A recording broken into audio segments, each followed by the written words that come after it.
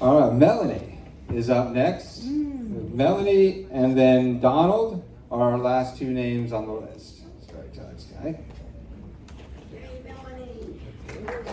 Melanie, will you tell us about it? Well, my name is Melanie. So you guys got to tell? Working on my, what is it, bitch face? Resting bitch face. Yes. Yeah.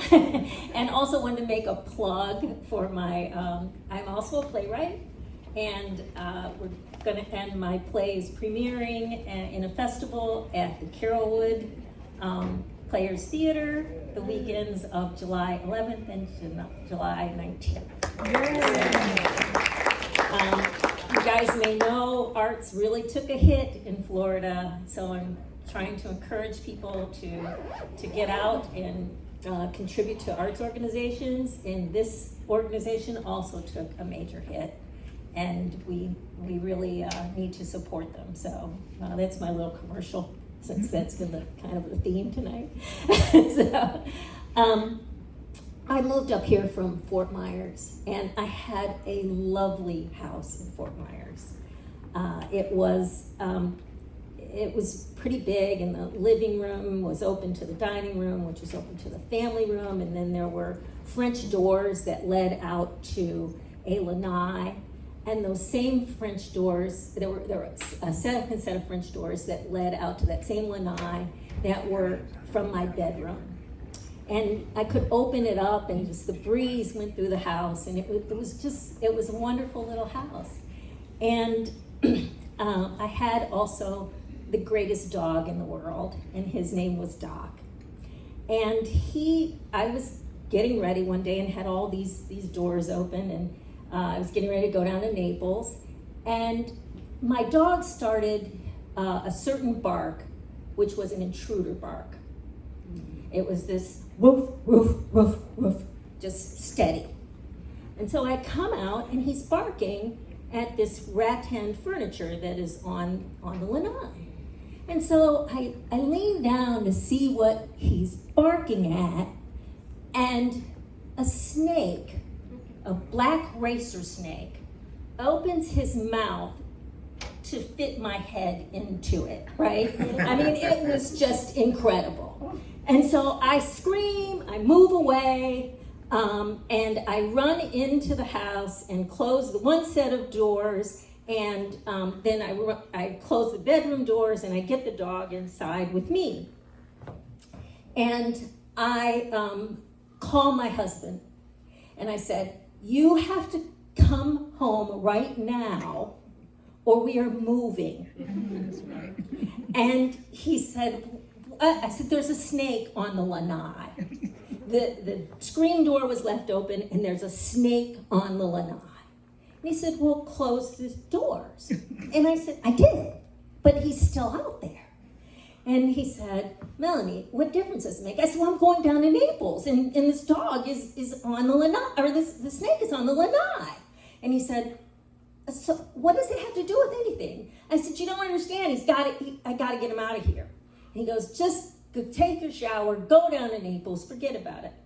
So I'm trying, and I go, I get ready to get in the shower. I turn on the shower. When I stepped in, you know that hose? It was a snake, okay? And then the shower curtain, as I'm moving it, there's snakes coming off of the shower curtain. I was a wreck. I get out of the shower, I dry off, I go into the bedroom, the ceiling fan's going, and snakes are coming off of it. I just can't stand it anymore, right? So I call him, and I said, I gotta get the snake out of here. And so he said, "Okay, here's what you do. Go to the garage and get the ball retriever out of my golf bag. And you can be in the house, and you can take the retriever, because it extends out like 15 feet, and just scoot the snake out the door, okay?" So I go to get the ball retriever, and Doc is still very agitated by the fact that the snake's there.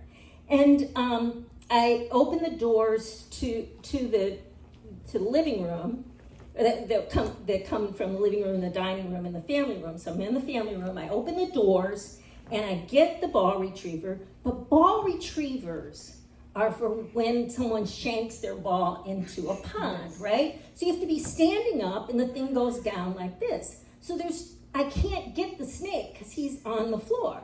So I get this brilliant idea that I'm gonna get low and I lay on the floor and I have the ball retriever out like that.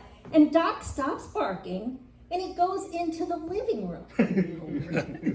And so I'm laying there trying to get the snake out, and Doc gets his running start, comes through the living room, dining room, jumps over my head, grabs the snake, and they roll out into the yard, okay? And he throws the snake up in the air, the snake comes down, and it's dead. Now, meantime, my husband is on the open phone as I'm doing this, and all he hears is screaming and yelling, and the snake is just laying there, and I go and I get the phone, and I come out, and I'm telling him, the snake is dead, and I'm feeling really, really bad about this, because the snake is just laying there, his eyes are open, and like this, and I'm like, oh my God, Doc killed the snake, and I'm the kind of person that takes flies and lets them out of my house, okay? So I'm now killing something that's much higher on the kingdom scale, and I'm feeling really, really bad about it. And black racers really aren't a bad snake. You know, the only reason he was acting aggressive is that he was in the house and the dog was barking. So I'm just devastated. So I tell my husband, look, I'm putting one of those 3-gallon buckets over the snake, and when he comes home, you get him, okay? So I go on down to Naples, I come back, and I said, hey, did you get the snake? Did you bury him? And he says, there was no snake there. I said, what? He said, no, bucket was over, no snake. And I said, well, it couldn't have been Doc, because Doc was in the house. He says, Melanie, I was there a half hour, 45 minutes after you called me, and there was no snake. So I go to the internet, and I find out that there are 3 animals that can do something called tonic immobility, thanatosis. You may know it as plain possum. Oh, Lord. And one of those animals is a snake. Thank you. Oh.